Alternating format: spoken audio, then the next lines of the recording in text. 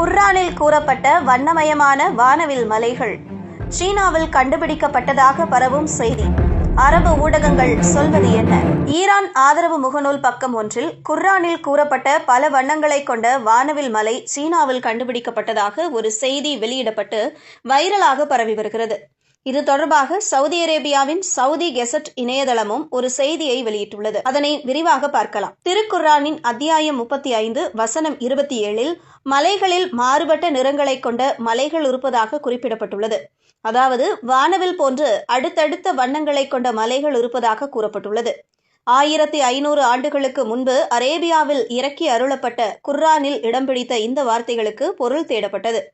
காரணம், அரேபியாவில் அப்படி மலைகள் இல்லாத நிலையில் இதுபோன்ற மலைகள் உலகில் வேறு எங்கு இருக்கின்றன என்ற தேடல் எழுந்தது. இந்த சூழலில் சீனாவில் இதுபோன்ற மலைகள் இருப்பது முதலில் கண்டுபிடிக்கப்பட்டது.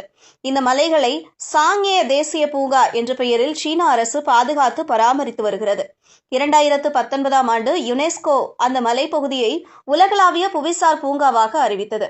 அது மட்டுமின்றி தென் அமெரிக்க நாடான பெருவிலும் இதே போன்ற வானவில் மலைகள் கண்டுபிடிக்கப்பட்டுள்ளன. இந்த மலையை வினிகுன்கா, அதாவது வண்ணங்களின் மலை என அந்நாட்டு மக்கள் அழைக்கின்றனர். இது அந்நாட்டின் பெரும் சுற்றுலா தலமாகவும் மாறியுள்ளது. நபிகள் நாயகத்தின் வார்த்தைகளில் இருந்துதான் குர்ஆன் அருளப்பட்டது. இந்த நிலையில் கல்வியே கற்காத நபிகள் நாயகம் வானவில் மலைகளை பற்றி எப்படி அறிந்து வைத்திருப்பார் என்ற கேள்வியை எழுப்பிய சவுதி கெசட் ஊடகம், மாறாக நபிகள் உச்சரித்த வார்த்தைகள் இறைவனின் வார்த்தைகள் என்பதற்கான சான்றுதான் இந்த வானவில் மலைகள் என தெரிவித்துள்ளது.